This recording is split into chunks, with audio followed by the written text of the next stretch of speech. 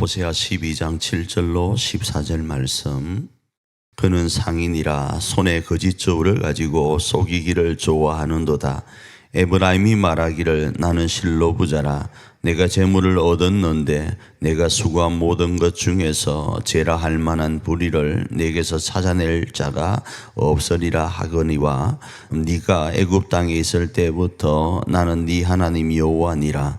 내가 너로 다시 장막에 거주하게 하기를 명절날에 하던 것 같게 하리라.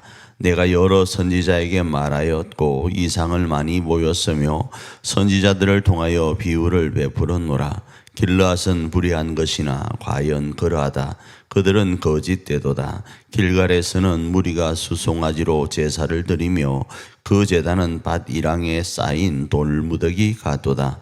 야곱이 아람애들로 도망하였으며 이스라엘이 아내를 얻기 위하여 사람을 섬기며 아내를 얻기 위하여 양을 쳤고 여호와께서는 한 선지자로 이스라엘을 애굽에서 인도하여 내셨고 이스라엘이 한 선지자로 보호받았거늘 에브라임이 경노하게 함이 극심하였으니 그의 주께서 그의 피로 그의 위에 머물러 있게 하시며 그의 수치를 그에게 돌리시리라.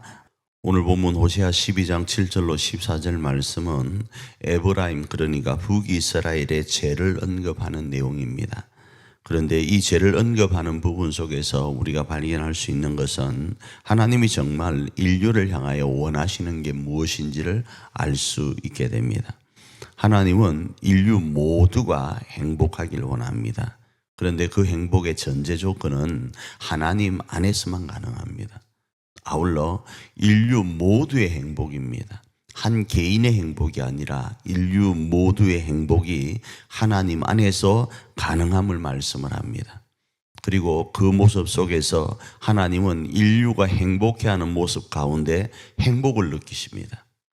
그 관계를 가리켜서 아버지와 자녀의 관계다, 이렇게 이해할 수 있습니다. 그래서 하나님께서는 자녀인 인류가 하나님 안에서 영원한 행복을 누리기를 원하고 모두가 행복하길 원한다, 이겁니다. 그런데 사람은 사람의 생각으로 자신의 행복만을 추구하면서 나아갑니다. 그런데 그 행복이 영원한가? 그렇지도 않습니다.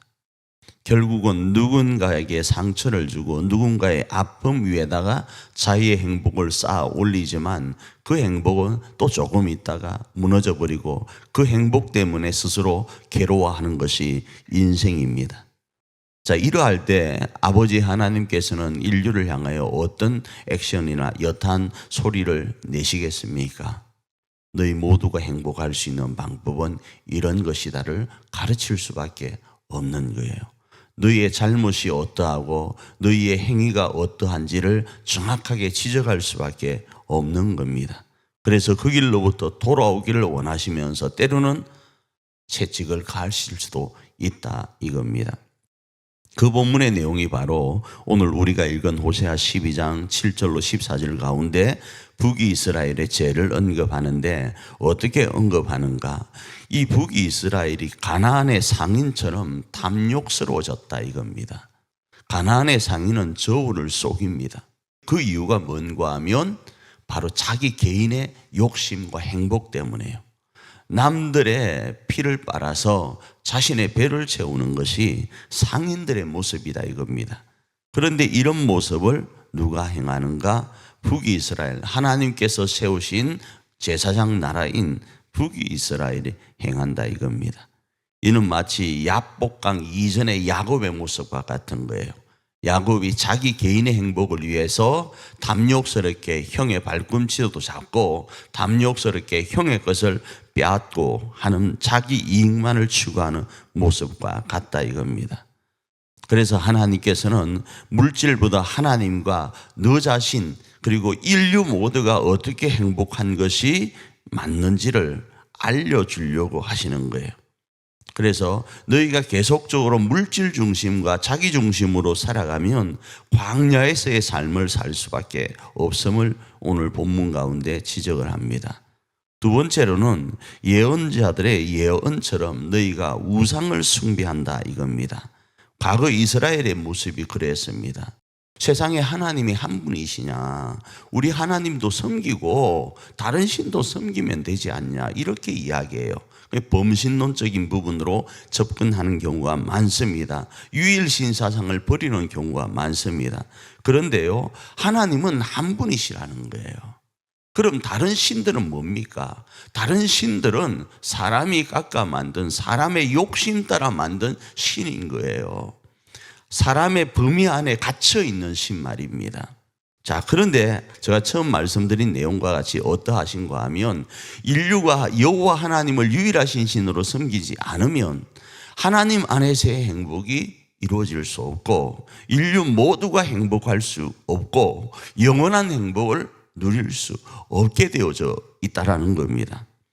그런데 과거 이스라엘의 모습처럼 북이스라엘도 인간의 욕심과 교만 가운데서 여호와 하나님을 배척하고 하나님을 인정하지 않고 자신들이 깎아 만든 신도 섬기고 하나님도 그것처럼 섬겨나가는 거예요.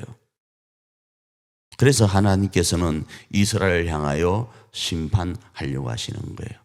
이렇게 하시는 하나님의 의도가 무엇인가 다시 말씀드릴게요. 하나님은 인류 모두가 영원히 하나님 안에서 행복하기를 원하셔서 그것들을 선지자들을 통해서 그것들을 말씀해 주시고, 때로는 하나님께서 채찍을 통하여 돌아와서 하나님 안에 참 행복을 노래하라라는 데 있습니다. 자, 오늘 이 말씀을 우리의 삶에 어떻게 적용할 것인가? 오늘도 하나님은 여전히 우리 모두가 행복하기를 원하신다는 변함없는 진리를 받아들이기를 원합니다. 그 하나님은 오늘도 우리를 위하여 자신의 아들 예수님을 보내신 것을 후회하지 않으시고, 오늘 사는 우리 한 사람 한 사람 모두가 행복함 가운데 하나님을 노래하기를 원하십니다. 그 주인공이 우리라는 사실을 알고 우리가 우리 교회와 우리 가정 안에 이 지역과 나라와 열방 안에서 어떻게 하면 서로가 상호 행복할 수 있을지를 고민하면서 그것이 복음이구나를 깨닫고 그 복음을 전하며 승리해가는 복된 하루가 되기를 축복합니다.